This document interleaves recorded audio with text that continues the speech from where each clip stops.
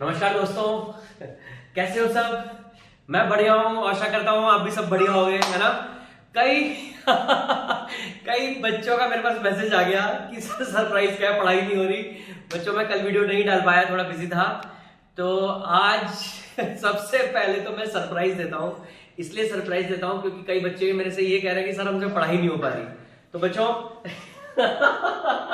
ये देखो सरप्राइज ये है, हमारे घर एक नया मेहमान आया है और बहुत ही प्यारी डॉग है, ये फीमेल है, लेब्रा है।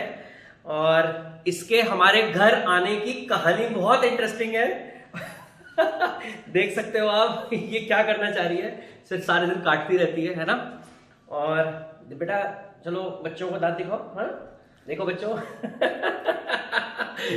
तो बच्चों इसके साथ तो पता नहीं कितनी देर हम बात कर लें, आधा घंटा, पता नहीं कितनी देर, वो हमारा टाइम जो है बस ऐसे ही बीत जाएगा।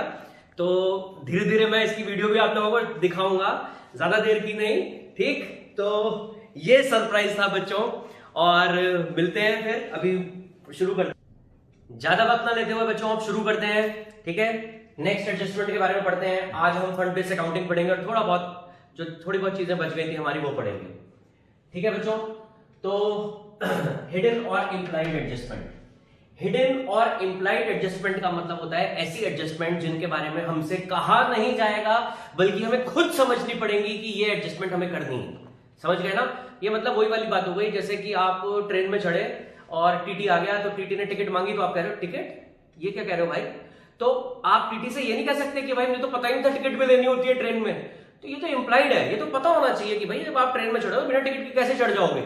ऐसे ही बच्चों ऐसी एडजस्टमेंट होती हैं जिनके बारे में हमसे कहा नहीं जाएगा कि आपको इसकी एडजस्टमेंट करनी है, बल्कि हमें खुद पता लगाना होगा कि हमें इसकी एडजस्टमेंट करनी है। अब जैसे बच्चों रिसीट एंड पेमेंट की पेमेंट साइड में हमें दे रखा है 10% इन्वेस्टमेंट। इसका मतलब हमने पैसे इन्वेस्ट करे 50,000 रुपए, और जब पैसे इन्वेस्ट करे उसके आगे हमें एक परसेंटेज दे दी 10%। तो इसका मतलब जहां पर हमने पैसे इन्वेस्ट कर रखे हैं वहां पे हमें 10% के हिसाब से इंटरेस्ट मिलेगा। तो उसी वक्त आप रिसीट साइड में देखोगे कि हमें इंटरेस्ट कितना मिला। नॉर्मली दे भी रखा हो सकता है और ये भी पॉसिबिलिटी है कि ना दे रखा हो, दोनों पॉसिबिलिटी मैं बता दूंगा। अब बच्चों 10% इन्वेस्टमेंट हमें पता चल गया, हमने पैसा इन्वेस्ट कर रखा है, 10% के हिसाब से रिटर्न मिल रहा है, कुछ भी गिवन नहीं है, साल के शुरुआत में ही हमने इन्वेस्टमेंट कर दी। तो हमारा इंटरेस्ट कितना होना चाहिए, 10% निकाल देंगे 50,000 का, कितना आया 5,000 रुपए। इट मींस हमें इंटरेस्ट 5,000 रुपए मिलना चाहिए था। इंटरेस्ट ऑन इन्वेस्टमेंट यहां पे हमें क्वेश्चन में सिर्फ 3,000 दे रखा है रिसीट साइड में, तो हमें खुद समझना पड़ेगा 2,000 हमारा इंटरेस्ट एक्रूड इंटरेस्ट है, हमने अर्न कर दिया लेकिन अभी हमें रिसीव नहीं हुआ। जैसे कि आपको पता ही है इनकम एंड एक्सपेंडिचर हमारा एक्रूअल बेसिस पे बनता है, करंट ईयर की इनकम आएंगी। तो बेटा 3,000 का इंटरेस्ट यहां आया, 2,000 एक्रूड हमने खुद कैलकुलेट कर लिया, 2,000 हमने यहां प्लस कर दिया, और बैलेंस शीट में इन्वेस्टमेंट एसेट साइड तो आएगा ही आएगा, साथ में एक्रूड इंटरेस्ट भी हमारा 2,000 वहां पर आ जाएगा। इसमें एक चीज और मैं बताना चाहूंगा बच्चों कि कई बार क्या होता है कि जैसे 10% इन्वेस्टमेंट दे रखा है, साथ में इन्होंने डेट दे दी 1 जुलाई 2019, जुलाई 2019 में हमने पैसा इन्वेस्ट कर दिया। अब क्योंकि डेट दे दी तो आपको ध्यान रखना है कि इसपे जो हमारा इंटरेस्ट कैलकुलेट होगा बच्चों 50,000 इंटू 10/100 इंटू 9/12 के हिसाब से हम इंटरेस्ट कैलकुलेट कर लेंगे। हमारा कैलकुलेट करके ये आ जाएगा 3750, ठीक है। तो बच्चों 3750 आ जाएगा और हमें मिला कितना 3,000, उस हिसाब से हम एक्रूड निकाल के यहां पर कर देंगे। और जैसे कि आपको समझ में आ गया होगा कि यहां पे मान लो इंटरेस्ट का अमाउंट बिल्कुल कुछ भी नहीं रखा, तो इट मींस वो सारा का सारा एक्रूड है वो पूरा का पूरा यहां चला जाएगा इनकम एंड एक्सपेंडिचर की इनकम साइड में, और एक्रूड इंटरेस्ट यहां पर चला जाएगा। तो ये हमारी हिडन इंफॉर्मेशन हो गई। ये इन्वेस्टमेंट के साथ भी आ सकती है, ये एफडी या कोई भी हमने जहां पैसा इन्वेस्ट किया उसके साथ आ सकती है।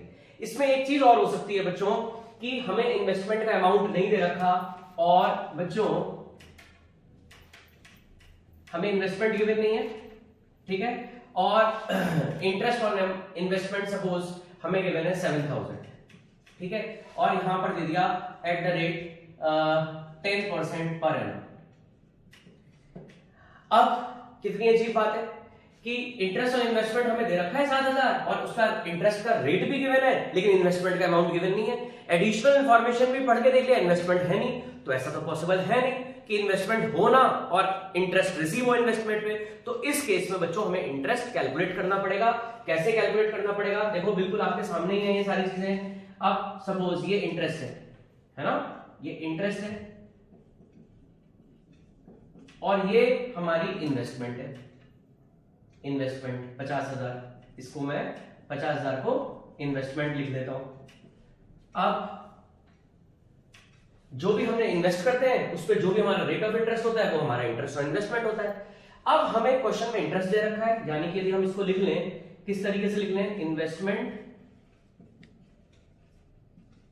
Into 10/100 is equal to 7,000। तो बच्चों हमारे लिए बहुत ही आसान हो गया।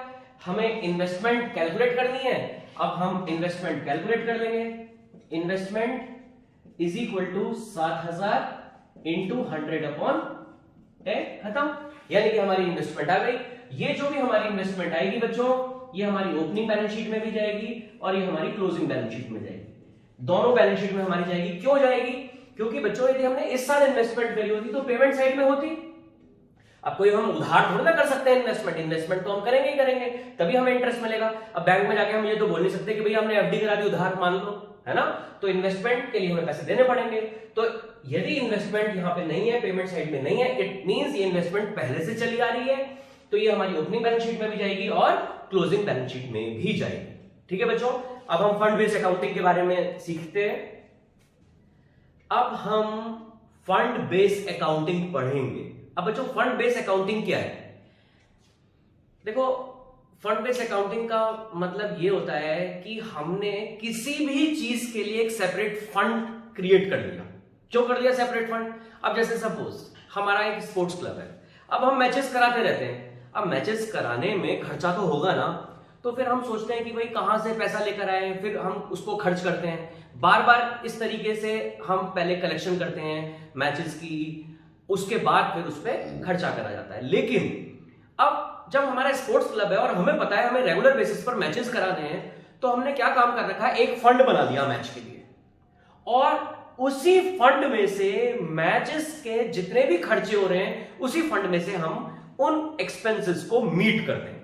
अब बच्चों यदि मैं एक सिंपल सा सवाल करूं आपसे कि बच्चों मैच एक्सपेंसेस कहां जाएगा, तो आप बिना देरी करे मुझे ये बता दोगे sir match expenses income and expenditure की एक्सपेंडिचर साइड में जाएगा, जो कि बिल्कुल सही है। लेकिन बच्चों अब आपको ये ध्यान रखना है कि कोई भी एक्सपेंसेस के अगेंस्ट यदि हमें कोई फंड दे रखा है, तो अब उस एक्सपेंसेस का ट्रीटमेंट इनकम एंड एक्सपेंडिचर में नहीं होगा।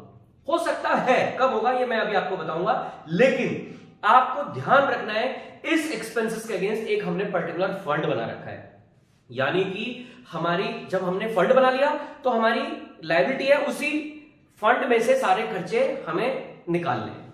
अब बच्चों हमें क्वेश्चन में दे रखा है मैच फंड है हमारे पास 50 और हमें दे रखा है डोनेशन रिसीव हुई हमें मैच फंड की 20,000 ड्यूरिंग द ईयर, और हमने मैचेस में जो भी एक्सपेंसेस थे हमने 30,000 के खर्चे कर दिए। अब हमें पता चल गया कि मैच एक्सपेंसेस के अगेंस्ट मैच फंड दे रखा है। तो बच्चों पिछले साल की बैलेंस शीट में मैच फंड हमारे पास से पहले से चलता आ रहा है। पिछले साल की बैलेंस शीट में लायबिलिटी साइड मैच फंड चला जाएगा, क्योंकि ये हमारी लायबिलिटी है। जिस चीज के लिए फंड बनाया उसी के लिए हमें खर्चा करना है, इसलिए हमारी लायबिलिटी है। इनकम एंड एक्सपेंडिचर में ये नहीं जाएगा। अब क्लोजिंग बैलेंस शीट में मैच फंड हमारे पास पहले से ही 50,000 था। ड्यूरिंग द ईयर जो भी कलेक्शन मैचेस से रिलेटेड हुई वो हमारी मैच फंड में ऐड कर दी जाएगी, क्योंकि बनाया ही इसीलिए है। डोनेशन फॉर मैच फंड 20,000 इसमें ऐड हो गई, और मैच एक्सपेंसेस जैसे कि मैंने बताया कि मैच एक्सपेंसेस हमारे इसी में से माइनस हो जाएंगे, क्योंकि मैच फंड बनाने का उद्देश्य ही ये था कि इससे रिलेटेड जो भी खर्चे हैं इसी में से हम मीट करेंगे, अपने अलग से एक्सपेंडिचर में नहीं डालेंगे। और ये हमारा आ गया 40,000 का मैच फंड, जो अगले साल फिर कंटिन्यू होता चला जाएगा। ये हमारा केस 1 था। अब केस 2 देखते हैं बच्चों। अब जो हमने केस 1 में करा था, केस 2 में देखो क्या चेंज हमने करा। सब कुछ वो ही रहने दिया, बस मैच एक्सपेंसेस हमने 80,000 कर दिए। अब कैसे करें?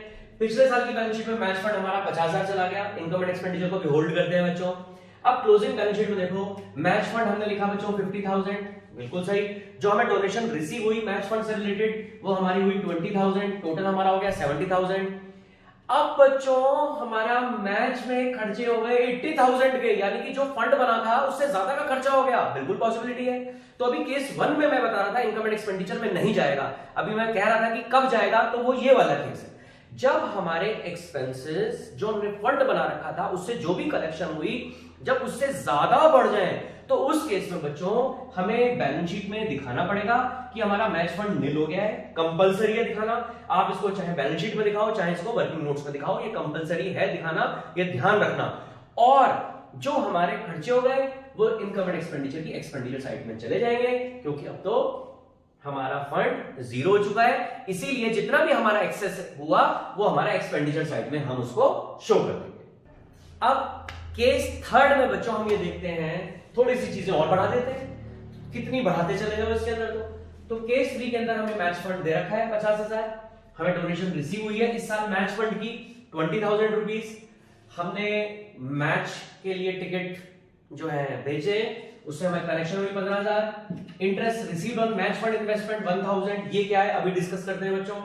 मैच प्राइजेस ये हमें क्वेश्चन में दे रखे हैं, जो भी हमने प्राइजेस बांटे उसमें जो भी हमारा खर्चा हुआ। Match expenses 15,000, 10% match fund investment. अब 10% मैच फंड इन्वेस्टमेंट का लॉजिक क्या है जरा ये भी समझते हैं।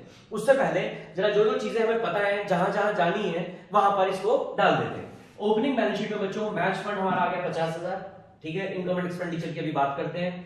अब बच्चों क्लोजिंग बैलेंस शीट में मैच फंड है हमारे पास 50,000, बिल्कुल सही, ये बात आपको पता है। Donation for match fund case 1 में हम ऑलरेडी पढ़ चुके हैं, इसी के अंदर हमारा ऐड हो गया।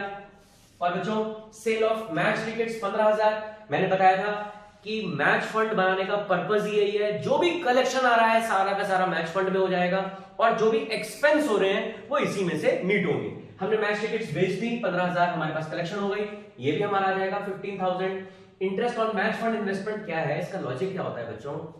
सपोज हमारा स्पोर्ट्स क्लब है, अब हमें तो पता है ना हम कब कब मैचेस कराने वाले हैं। अब सपोज हमारे पास कलेक्शन हुआ पड़ा है, कई सारे मैच फंड से रिलेटेड खूब पैसा पड़ा हुआ है हमारे पास, और हमें पता है कि 3 महीने तक कोई मैच नहीं होने या 4 महीने तक कोई मैच नहीं होने, तो हम ये सोचते हैं कि अननेसेसरी हमारे पास पैसा पड़ा हुआ है, वो तो बढ़ेगा ही नहीं, तो हम क्या करा देते हैं, उसको हम इन्वेस्ट कर देते हैं। अब उसको हम इन्वेस्टमेंट जो है उसी इन्वेस्टमेंट का नाम देते हैं मैच फंड इन्वेस्टमेंट। पैसा हम कहीं पर भी इन्वेस्ट कर दिया हमने, लेकिन हमने उसको नाम दे दिया मैच फंड इन्वेस्टमेंट का, जिससे कि हमें पता रहे कि मैच फंड का पैसा हमने इन्वेस्ट करा है इतने टाइम तक, तो उससे क्या फायदा होगा, उससे फायदा होगा कि हमें इंटरेस्ट भी मिलेगा, हमारा मैच फंड और बढ़ जाएगा। तो हम ऐसी जगह इन्वेस्ट नहीं करते बच्चों जहां पता चला इन्वेस्टमेंट करा और पैसा डूब गया, ऐसी जगह इन्वेस्ट नहीं करते। श्योर शॉर्ट कि भैया पैसा इन्वेस्ट करा, इंटरेस्ट मिलना ही है, ना ज्यादा ना कम। तो बच्चों अब हमें यहां दे रखा है 10% मैच फंड इन्वेस्टमेंट, ये उसका इंटरेस्ट है। तो ये इंटरेस्ट किसका है, मैच फंड इन्वेस्टमेंट का। तो वही कलेक्शन जो हमारी आई मैच फंड में ही, इसलिए हम उसको प्लस कर देंगे। Interest on match fund investment 1,000। Clear हो गई बात। तो मैच फंड से रिलेटेड सारे आइटम हमने प्लस कर दिए। अब माइनस क्या करा हमने, मैच प्राइसेस खर्चा हो गया हमारा, मैच प्राइसेस हमने एक्सपेंस माइनस कर दिए। मैच एक्सपेंसेस ये भी हमारा एक्सपेंस हो गया, मैच फंड में से ही मीट होगा, मैच एक्सपेंसेस हमने माइनस कर दिया। ये हमारा टोटल आ गया 61,000। 50, 70, 85, 86 में से हमने 25,000 माइनस कर दिया, यानी कि मैच फंड हमारा 61,000 है। अगले साल फिर कैरी फॉरवर्ड हो जाएगा। और 10% मैच फंड इन्वेस्टमेंट हमारी बच्चों को कितनी दे रखी है, 10,000, वो तो हमारा एसेट है ही, तो उसको 10,000 हम एसेट साइड में लिख देंगे। अब इसके अंदर बच्चों ज्यादा आपको परेशान होने की जरूरत नहीं है। केस 3 और केस 4 के अंदर मैं यही लिख देता हूं, इसके अंदर हम पूरा का पूरा यही रहने देते हैं। एक छोटा सा चेंज करते हैं बच्चों, इसके अंदर मैच फंड इन्वेस्टमेंट हम यहां पर एक काम करते हैं, यहां लिख देते हैं 800। सब कुछ पूरा क्वेश्चन यही है और हमने यहां पे लिख दिया 800। अभी अभी जब क्लास शुरू हुई थी मैंने आप लोगों को बताया था हिडन इंफॉर्मेशन, है ना, यानी कि हमने इन्वेस्ट कर रखा है, हमें पता है इंटरेस्ट कितना मिलना चाहिए, 1000। केस 3 में कितना मिला, पूरा 1000। लेकिन केस 4 में हमने क्या चेंज कर दिया, ये हमने चेंज कर दिया 800, जबकि मिलना कितना चाहिए था, 1,000 रुपीज। तो बच्चों ये इन्वेस्टमेंट हमारी जनरल इन्वेस्टमेंट नहीं है, ये इन्वेस्टमेंट हमारी स्पेसिफिक इन्वेस्टमेंट है। तो हमने जब मैंने जनरल इन्वेस्टमेंट का इंटरेस्ट आप लोगों को बताया था क्या करा था, इनकम एंड एक्सपेंडिचर की इनकम साइड में क्रेडिट करा था, और एसेट में क्योंकि हमें वो मिलना है डेटर की तरह तो हमारा एसेट है ही। अब यहां क्या करेंगे, अब ये हमारी इनकम में तो जाएगा नहीं। क्यों नहीं जाएगा, क्योंकि ये हमारी नॉर्मल जनरल इन्वेस्टमेंट का इंटरेस्ट नहीं है, ये इंटरेस्ट हमारा specific fund investment, match fund investment का इंटरेस्ट है। तो बच्चों हम यहां पर क्या करेंगे, interest on match fund investment हमारा यहां पर आ गया 800, ठीक है, और प्लस यहीं पर यहां पे इसी के नीचे या यहां लिख देना accrued interest on match fund investment. तो एक्रूड इंटरेस्ट हमारा कितना हो गया बच्चों 200, यानी कि कोई फर्क नहीं पड़ा, सेम लायबिलिटी साइड का सेम ट्रीटमेंट, सब कुछ सेम, बस हमने इंटरेस्ट जो रिसीव हुआ और जो एक्रूड है वो हमने इसी के अंदर प्लस करके दिखा दिया। क्यों, क्योंकि वो किसका है, मैच फंड का, इसलिए वो मैच फंड में ही ऐड होगा, है ना। यदि जनरल इन्वेस्टमेंट होती तब हम उसको अपनी इनकम लेते, लेकिन ये जनरल इन्वेस्टमेंट नहीं है बल्कि स्पेसिफिक इन्वेस्टमेंट है, और एक्रूड इंटरेस्ट तो है ही, हमें तो मिलना है ही, तो ये तो डेटर है ही हमारे, तो ये यहां तो जाएगा ही जाएगा। Accrued interest on match fund investment, ये चला गया हमारा 200 रुपए। तो बच्चों ध्यान रखना, लास्ट केस में बच्चे कंफ्यूज हो जाते हैं, उनका दिमाग काम नहीं करता, वो सोचते हैं कि भाई ये लायबिलिटी और एसेट में कैसे ही, तो सिंपल सा लॉजिक है, लायबिलिटी और एसेट में इसलिए क्योंकि बच्चों ये मैच फंड से रिलेटेड हमारी इनकम है, इसलिए मैच फंड में ही ऐड होगा, हमारा इनकम में ऐड नहीं होगा, है ना। अब एक बात सुनो, यदि suppose sale of match tickets होता और कुछ भी गिवन नहीं होता क्वेश्चन में, सेल ऑफ मैच टिकट्स और मैच एक्सपेंसेस, तब तो हम उसको इनकम एंड एक्सपेंडिचर में डालते हैं ना, है ना, क्योंकि फंड पहले से बना नहीं हुआ, लेकिन यहां तो फंड पहले से ही बना हुआ है, इसीलिए उसका इंटरेस्ट हमारा यहां पर ऐड हुआ, और ये एसेट तो है ही क्योंकि डेटर है, हमें मिलना है, इसलिए हम इसको यहां पर शो करेंगे। तो बच्चों ये हमारा फंड बेस्ड अकाउंटिंग और इंप्लाइड एडजस्टमेंट ये हमने कंप्लीट कर लिया है, और ये हमारा कंप्लीट हो गया। अब बच्चों नेक्स्ट क्लास में ना मैं आप लोगों को एक क्वेश्चन कराऊंगा और कोशिश करूंगा नेक्स्ट क्लास में कल ही जो है अपलोड कर दूं, कोशिश करूंगा 12 घंटे के अंदर अंदर, नहीं तो 24 घंटे के अंदर अंदर तो मैं अपलोड करूंगा ही करूंगा, ठीक है, जिससे कि हमारा ये चैप्टर कंप्लीट हो जाए। उसके बाद क्या स्ट्रेटेजी रहनी चाहिए वो भी मैं आप लोगों को बताऊंगा। और बच्चों बाकी तो आपको पता ही है, और मुझे कमेंट बॉक्स में जरूर बताना सरप्राइज कैसा लगा, यदि सरप्राइज अच्छा लगा तब भी बताना, अच्छा नहीं लगा तब भी बताना, जिससे कि ऐसे सरप्राइज मैं आगे ना दूं, हम अपना सिर्फ पढ़ाई करें और खत्म कहानी, वरना ऐसे छोटे मोटे सरप्राइज बहुत ज्यादा तो नहीं, लेकिन हाँ छोटे छोटे सरप्राइज मैं आप लोगों को दूंगा। और बच्चों हमेशा से वही बात, लाइक शेयर सब्सक्राइब और घंटी बेल आइकन, ठीक है, वो भी जरूर बजाना, जिससे कि जैसे जैसे वीडियो आए आपको सबसे पहले पता चले। तो बच्चों नेक्स्ट क्लास के लिए मिलते हैं, आज की सभा यही समाप्त करते हैं। ओके बच्चों, बाय बच्चों।